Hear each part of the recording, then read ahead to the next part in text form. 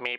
Chicken Little is a film that my generation has spent years trying to reconcile with. In 2005, critics called it a bland, forgettable, mid-tier children's film, and nowadays everyone seems to just sort of unanimously agree that it is Disney's worst animated movie ever, period. But if you ask me, I say that the truth about this film is much darker than we could have possibly imagined. I may not have a PhD, even by Kanye West's definition. I may not know damn near anything about politics at all. But when I saw this film, I knew the truth. I knew that Chicken Little is neoliberal propaganda! That's right. Today we are going to be analyzing Chicken Little through the lens of modern politics. But before we do that, I have to issue some huge warnings. First warning is going to be for spoilers for the entirety of Chicken Little, not that you should care, but also a content warning for sexism, ableism, homophobia, transphobia, and child abuse. I was not kidding when I said this was going to get dark, so if you feel that engaging in any way with any of the following topics puts you at the risk of harm, please click away from the video now. For those of you who wish to stay, what is wrong with you? So let's take it back to where it all began. Now, I'm sure that a lot of us have heard some version of the fairy tale at some point in our lives, but just in case, let me recap the modern version of it. A chicken named Chicken Little gets bonked on the head with an acorn and thinks that the sky is falling, so Chicken Little goes around telling everyone the sky is falling, until everyone is sent into a complete panic, believing that the apocalypse is now upon them. So they decide to tell the king what's going on, and the king explains that no, it was an acorn that hit Chicken Little on the head, and the sky is not falling. So everyone breathes a sigh of relief, and everyone lives happily ever after. The moral of the story being that if someone warns you of an imminent, potentially world-ending threat, that they're just being paranoid. You shouldn't believe them, which has totally served us well and has not aged poorly in the slightest. Now, I know what you're thinking. You're really gonna politicize a fairy tale for children? To which I would ask, why the f did you click on this video? But maybe you're right. I'm just looking too deep into it. I mean, it is a silly idea to politicize a fairy tale, isn't it? So anyway, let's move on to 1943, when the Walt Disney Company made a short called Chicken Little, which was a World War II propaganda film about the rise of a fascist group in 1940s Germany whose name rhymes with Yahtzee that I'm not allowed to say for some reason without getting demonetized, even in the original cut, going so far as to show Foxy Loxy reading Mein Kampf and then eating all of our main characters alive. Also keep in mind that the 2005 Chicken Little film that this video is supposed to be about was originally a female-led film about Chicken Little saving her friends from a pack of wolves at her summer camp until Michael Eisner, the Disney boss at the time, said, "No, we can't do that. No one wants to watch a movie with a girl in it." Basically what I'm saying is that even though this is kind of a post, I don't think that it is in any way unfair or irrational to dissect the socio-political implications of a piece of art. Yes, even if it's made for children, and I say that especially in this case. So now we just need a tiny bit of background on neoliberalism in order to make any of what I'm about to say make any sense to you at all. Neoliberalism is a dense topic. It could be a video in and of itself. In fact, John the Duncan already made a great video about the subject that you should check out if you want a more in-depth analysis from someone who actually knows what the they're talking about. Coincidentally, he also made a video politically analyzing an animated children's film about chickens, which... Please don't sue me, John the Duncan. I swear to you, I came up with this video idea on my own. Anyway, neoliberal is a term that gets thrown around a lot lately, and its usage and definition can feel kind of loose as a result. So I want to be as specific as possible about my definition of neoliberal that I will be using for the purposes of this video. I'm going to be defining neoliberalism mostly through its classical definition, but it will be tinged a little bit through left-wing politics in the United States because that's the world I am steeped in. It's basically all I know, and even then, I am bound to get things wrong. In its most crude and simplistic definition, neoliberalism is a political philosophy which prioritizes a true free market capitalist economy above all else. No government intervention or regulation here, except maybe some bailouts, but we're not going to talk about The free market economy needs to be untouched and pure, so that way it can give everyone equal opportunity. Which I know can be kind of confusing because the word liberal is like right there somewhere, but it just sounds like your typical right-wing or libertarian rhetoric. But the truth is that it does exist on the left as well. Some people say this is because the left was hijacked by neoliberals sometime in the 90s. New York Magazine contends that Democrats have always been this way. Either way, it fucking sucks.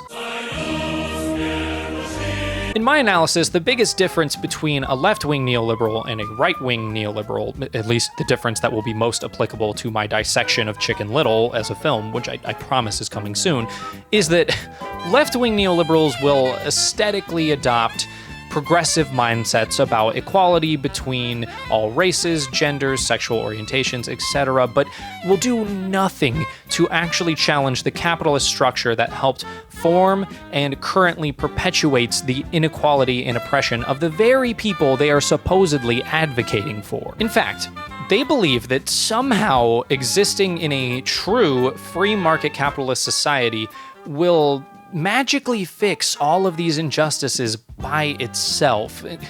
For all intents and purposes, their beliefs exactly line up with the classical definition of neoliberalism. Basically, they're saying, let's do exactly what we've been doing, but let's make it kind of sexy, though. Don't worry, though, I promise this isn't going to be boring. We're not really going to be talking about economics so much. We're really going to be talking more about the effects of neoliberalism on those who are subjected to it, which, in this case, are cartoon farm animals. You see, a free market system can really only work if everyone buys into it. So the end goal of a neoliberal economic system is to, in essence, take every human being and socially forge them into an ideal worker and consumer, but mostly a worker. The two most prominent ways in which they achieve this are as follows. One, they turn your rights and your accomplishments into debts. You are not owed food, water, shelter, or even safety just for existing. No, these are debts that you owe. Just picture this scene from Harry Potter and the Chamber of Secrets, which was ironically written by a neoliberal transphobe. I should think you'd be a little more grateful. We've raised you since you were a baby, given you the food off our table, even let you have Dudley's second bedroom purely out of the goodness of our hearts. I'll be in my bedroom, making no noise and pretending that I don't exist. Too right you will. Also, any and all success you find was actually just a result of the capitalistic opportunity the free market gave you. You would have been of no importance at all without capitalism, so you owe us for that too. This perceived indebtedness works to the advantage of their second methodology, which is weaponizing the idea of individualism or self-reliance and conflating that idea with moral perfectionism, all with the promise of some sort of reward for behaving well. If you're watching this, chances are you have heard this stuff your entire life. Stuff like, if you work hard enough and you're a good enough person, you too can be successful. Capitalism is a meritocracy, which, of course, is a lie. But believing this lie will effectively make a person's level of productivity and their personal/social responsibility equitable to their value as a human being. And preferably, this would be felt by somebody both internally through an emotion-driven place and externally through societal reinforcement, which basically would drive any person to the point where they can only identify as a worker or an otherwise productive member of society. And for those who reject this dehumanization, let's just say things don't end well for them. Which brings us to 2005's Chicken Little, and the way this is going to work is I'm just going to run down this film scene by scene and really analyze what's going on here. So we start with a flashback to the Acorn incident. This scene immediately establishes the function of this society, in which if one person deviates from their socially expected behavior, everything collapses into chaos. Amidst the chaos, though, you may find some things worth noting, the first being the diversity of species within the town of Okie Oaks. We see one shot after another of various animals who live in this town, and it seems that a wide variety of demographics are being represented nearly equally, except for the rabbits. And calm down, this is not about to be a stupid rant about forced diversity. No, that shit. The only reason I am talking about this at all is because it is the seed that is going to plant the idea of the modern leftist tinge on neoliberalism that this film shows off. And I just want you to keep that in the back of your mind for later. Secondly, we are shown a shot of animals in a movie theater, which is a subtle hint that these animals do indeed live in a capitalist society. Pause here for a second. Why are these animals watching Raiders of the Lost Ark starring Harrison Ford when we are shown later in the film that they are capable of producing their own movies?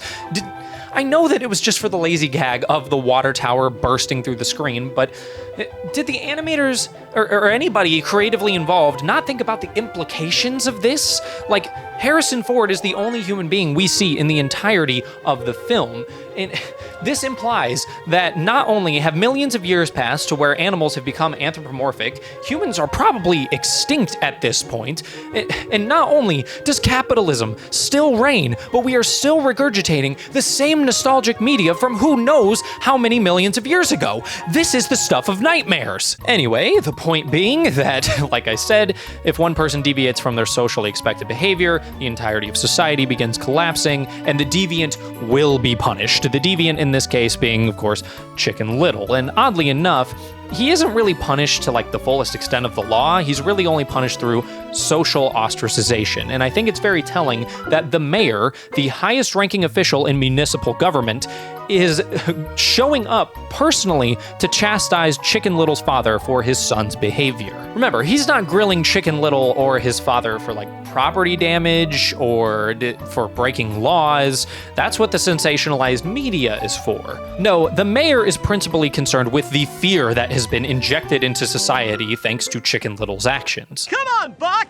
Your kid went and scared us all half to death. In this moment, Chicken Little's dad completely cowers in fear, telling everybody, it was just an acorn, it was just a mistake, basically just posturing himself above his son and deflecting all blame onto his son so that way he will not be ostracized himself because he understands the dark ramifications of this level of social scrutiny. The acorn incident becomes infamous and Chicken Little is solely blamed, and this is where the capitalist nature of Okie goes from subtle to beating you over the head. This is impossible to miss because not only is Chicken Little made a public example of, but his humiliation is commodified to the fullest extent possible. A movie.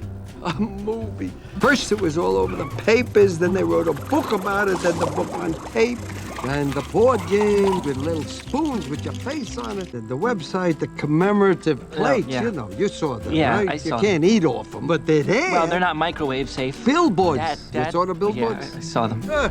There's a bumper sticker. I knew it was only a matter of time. Chicken Little and his father, whose name is Buck Cluck, by the way, both have a conversation where Chicken Little expresses interest in wanting to be seen, wanting to be validated, wanting to be successful, wanting to make his father proud, all of these things. And Buck Cluck basically tells his son to go himself. Remember how I told you it would be better for you just to lay low, don't call attention to yourself? Like a game. Yeah, a game of hide and seek, except the gold is never to be found, ever.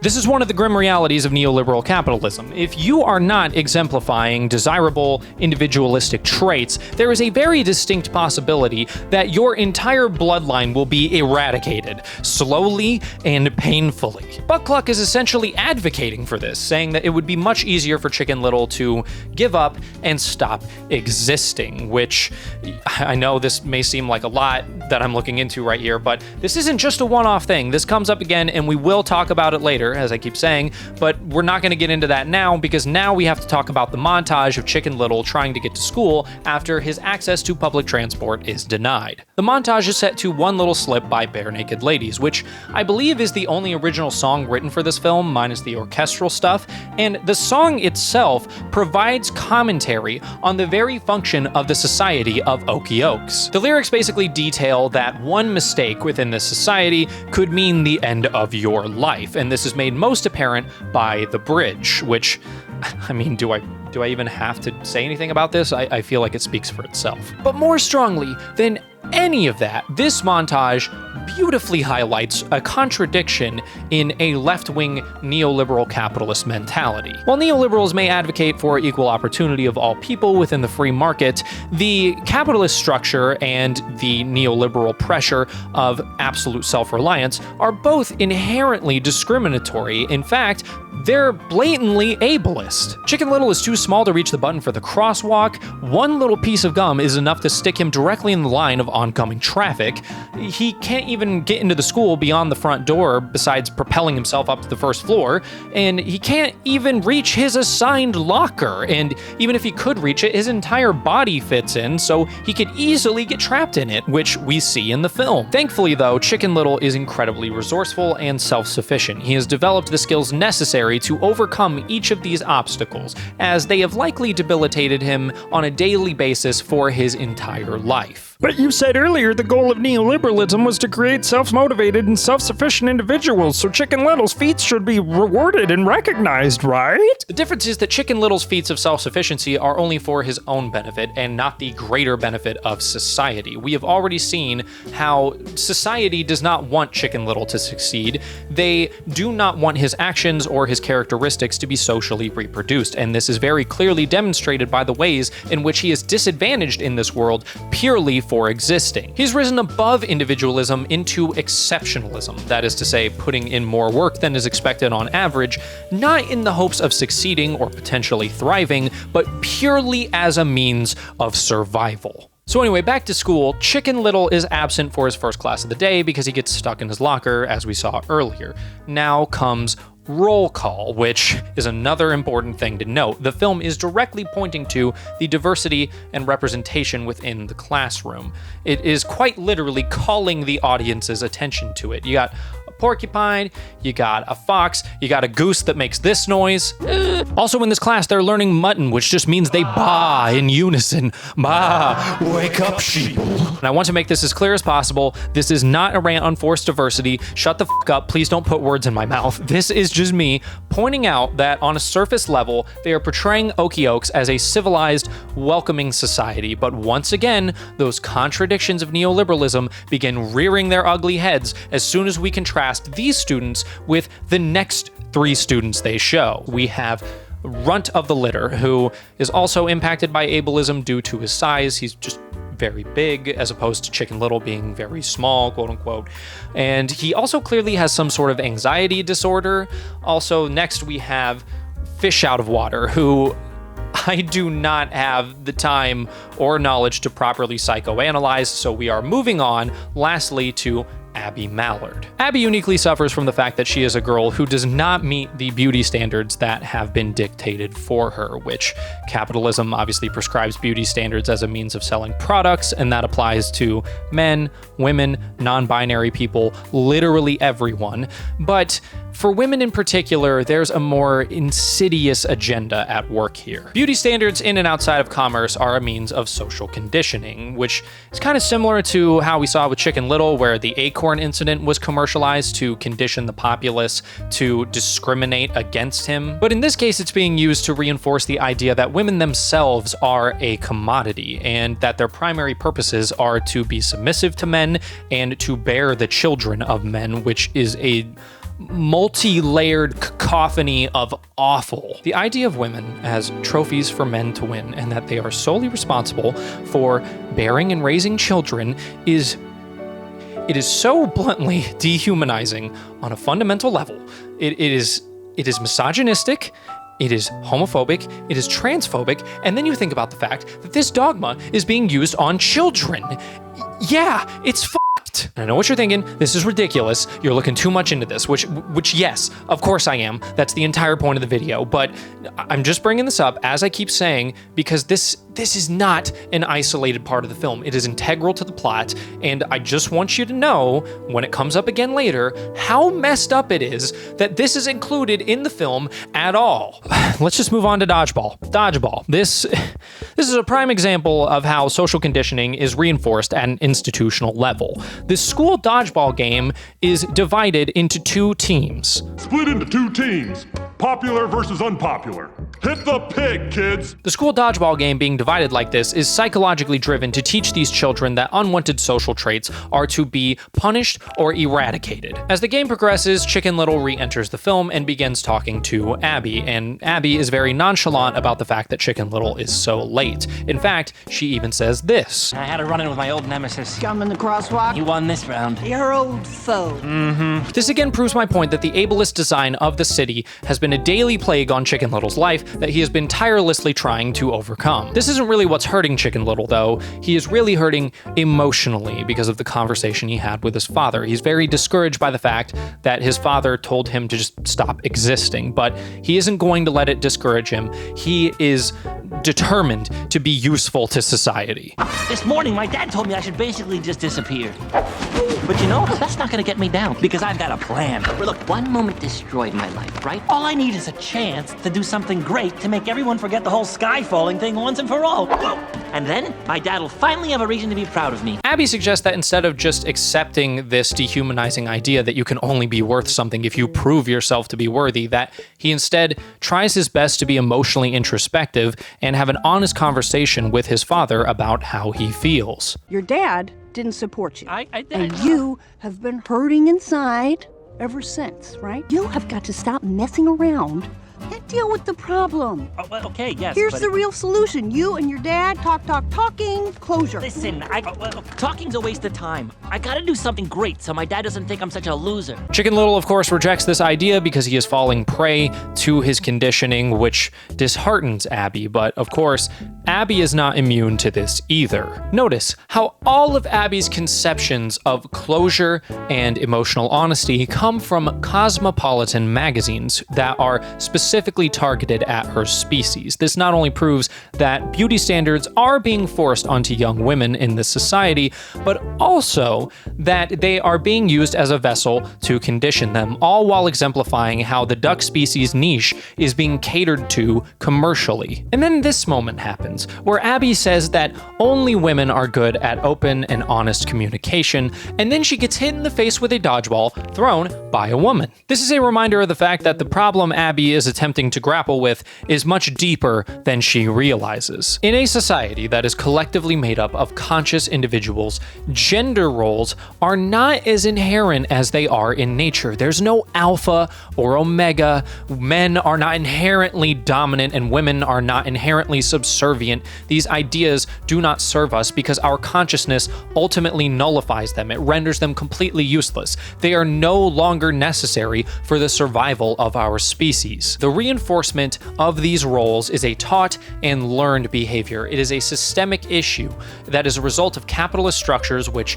even with a neoliberal coat of paint, are patriarchal by design. Even when gender roles are challenged on a social level, it feels like it's always through the narrow lens of consumption or labor, where, if we market to people who don't meet body standards, that means they'll buy more of our products and they'll be more loyal to our brand. Oh, if we close the wage gap, that means women will be more happy and productive workers. It was all created with the intention of rewarding those who have socially viable traits and diminishing those who do not. In Abby's case, her lack of conventional and unconventional attractiveness is not considered socially viable. And just like she reminded Chicken Little that he needs to get to the root of the problem, she is also reminded, a reminder that slaps her across the face, literally. Chicken Little attempts to stand up for Abby, an attempt that will not go unpunished. He is then physically assaulted by a goose and accidentally triggers the fire alarm as a result. Next scene, Chicken Little sits outside of the principal's office because he was once again blamed solely for the entire fire alarm incident, an incident this time that isn't even remotely his fault. And he overhears a conversation between his father and the principal, which further reiterates that he is being conditioned and belittled on an institutional level. The principal mentions that Chicken Little broke school rules, but that's not why the principal is really upset. He's really upset because Chicken Little is not a productive member of society like his father. Now look, Buck, you know I have the utmost respect for you. I mean, you were Buck Ace Cluck, our school baseball star. But let's face the facts. Your kid, he's nothing like you at all. We cut to Chicken Little and his father in the car, where Chicken Little tells his dad he wants to try out for the school baseball team. He's determined. He's confident. And in this moment, Buck Cluck, Chicken Little's father, tells him this. Just do me one favor, son. Sure, Dad, anything. Just please try not to get your hopes too high. Now, obviously, this is just bad parenting, but I think this also speaks to a darker truth, which is the fact that Buck Cluck here is really contending with the gravity of his situation. He understands that society wants Chicken Little to stop existing, and he's once again encouraging his son to accept this fate. Buck Cluck is contending with the fact that Chicken Little may never fall into societal norms, and that this may very well be the end of his bloodline. And if you think I'm being hyperbolic, remember that the next scene is Buck Cluck wistfully gazing at a family portrait of himself, his son, and his now deceased wife, while a cover of All I Know by Art Garfunkel plays, a song that is about love, but with themes of cyclical abuse, dependency, and hoping and longing that someone's legacy can outlive their individual lifespan. Buck Cluck is clearly middle-aged. The likelihood of him finding another partner and having another child at this point is probably pretty small. So he understands that Chicken Little is the last hope that he has to carry on his lineage. Also in this scene, Buck Cluck says this. Oh, Chloe, if only you were here, you'd know what to do. Further reinforcing that women are expected to raise and nurture children. Buck Cluck doesn't know how to be a good father because he never had to be one before his wife died. That wasn't his role. He was the patriarchal provider, and this is partially his own fault for just in general being a terrible person, but also it shows how the system that has given him everything, all of these accomplishments, is ultimately failing him. And now we get the baseball montage. Patti LaBelle's Stir It Up plays, which I'm just gonna stop dissecting lyrics now. This video is getting ridiculous. Now let's just look at the baseball team and notice the social progression here. The baseball team is not sex segregated, which in all honesty deserves a round of applause. Go ahead, applaud. It only took the apparent extinction of humanity and millions of years of evolution across all animal species, but we finally figured it out, everybody. But now let's talk about the economics of sports. Why are the school baseball team's games front page headline worthy? Well, that would be because sports is one of the most lucrative industries in the entire world. Even on an interscholastic level, sports are said to generate about $5 billion a year. We are talking about absolutely batshit amounts of money here. Because think about it.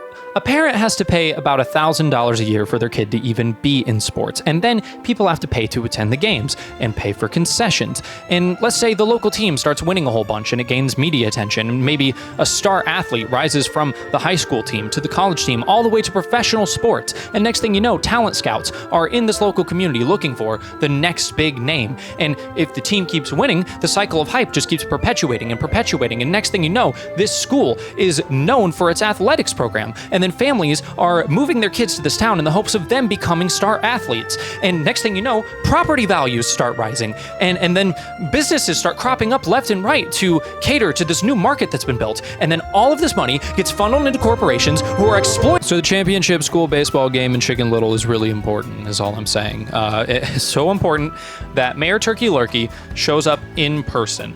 And in this scene, we learn that Mayor Turkey Lurkey is clearly on like amphetamines or something, and also that he is a mere puppet of some shadow organization. From what we know of neoliberal capitalism, the puppets that are pulling the mayor's strings are probably like representatives of major corporations or something, but that's neither confirmed nor denied. The school baseball star is Foxy Loxy, who I really haven't mentioned at all up to this point, I don't think. We've seen her once, probably, and that's because she's kind of just like the generic feminine and masculine villain type characters from like high school coming of age films, just both of those archetypes mashed into one. You know, she is She's pompous, she's snooty, probably rich, and she's a jock and has a big buff crony who will beat you up. But Foxy Loxy's arc is actually really important to the end of all this, so just keep in mind that she exists and that she is a model citizen. It's bottom of the ninth.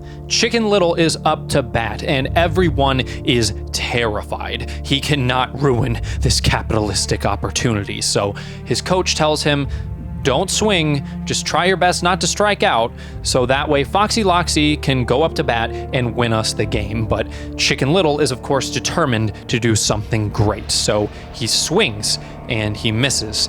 He swings, he misses again, but then he swings that fateful third time and actually hits the ball. A chase ensues, he barely makes it to home plate, and he wins the team the game. Everyone is overjoyed. Chicken Little has done it, and because of this one accomplishment, he is finally worthy of acceptance. His exceptionalism has paid off in spades now that it has benefited society at large. He even wins the love and respect of his father.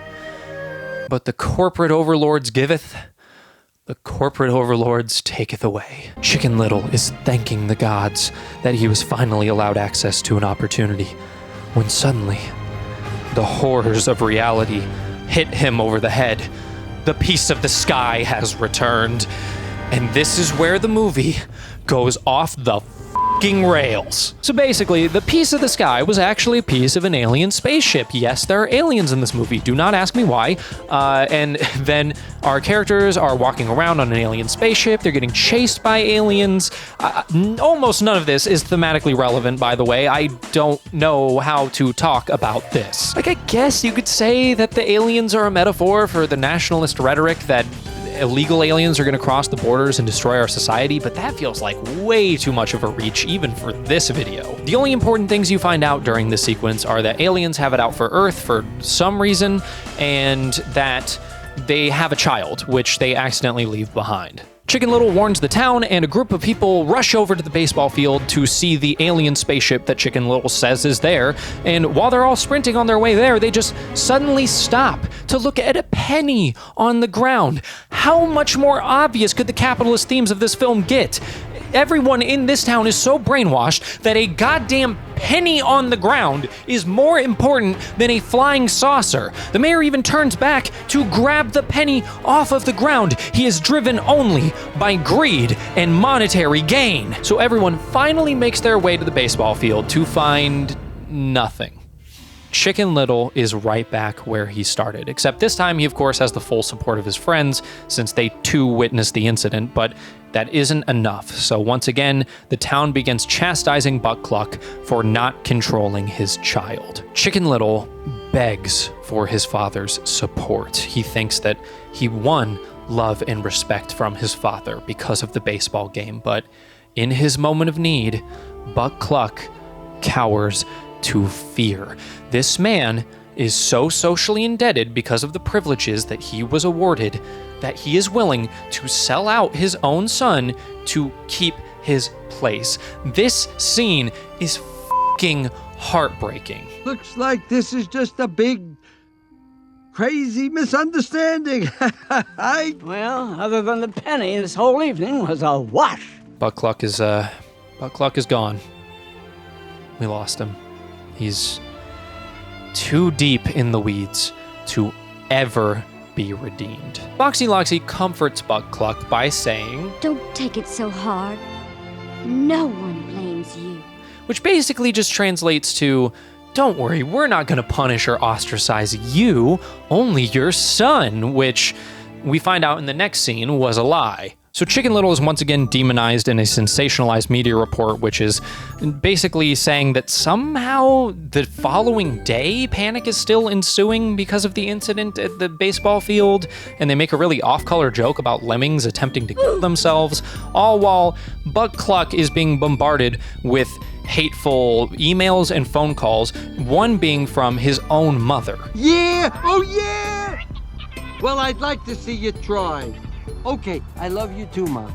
Then Chicken Little coincidentally bumps into the alien kid, who explains that they're just trying to go home.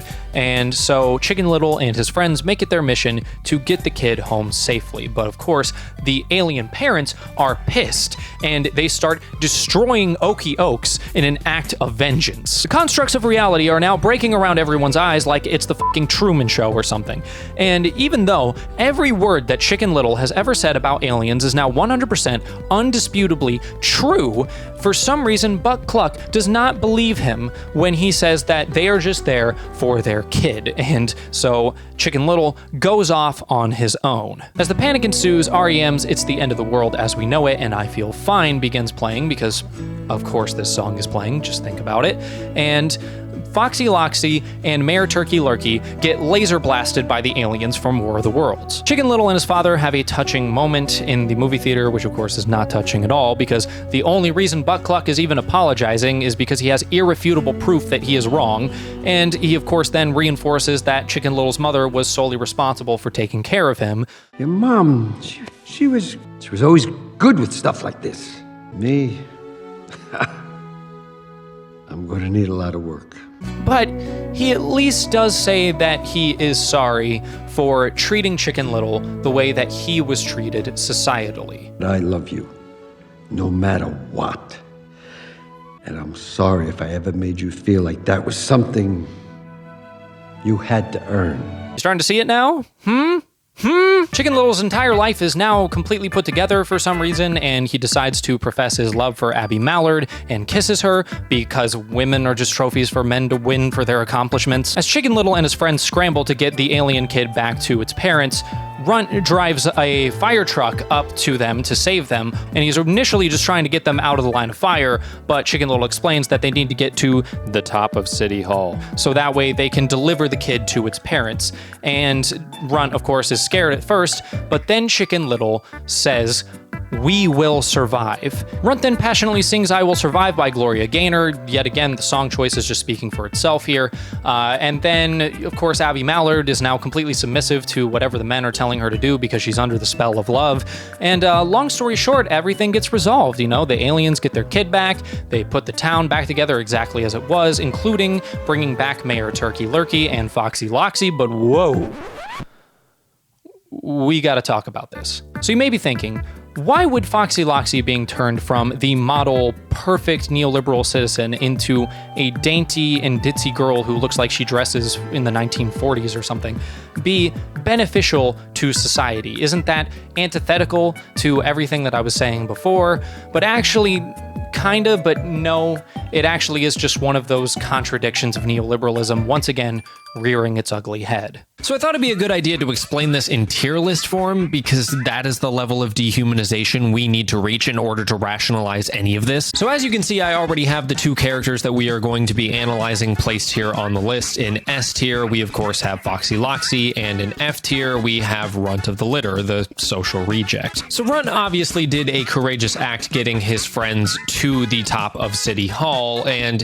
that did benefit society as a whole very greatly. So in that case, he moves up to at least B tier, if not A tier. Now, as we just saw, the aliens turn Foxy Loxy's brain into scrambled eggs, and so you may just be thinking, oh, she just gets plopped down here in F tier, and wow, that actually was a negative for society as a whole, which would be true if Foxy Loxy was being held to the standards of masculinity, but she's not. Foxy Loxy is, of course, being held to the standards of femininity that we described earlier in the video, and under those standards, even though she's not as intelligent or individually skilled anymore, she's still not an F-tier citizen because she can still be considered socially viable under neoliberal capitalism. With Runt now landing squarely in the B tier, he is also considered someone whose traits should be socially reproduced, and in order to make that happen, he needs a partner who can help him continue his bloodline and hopefully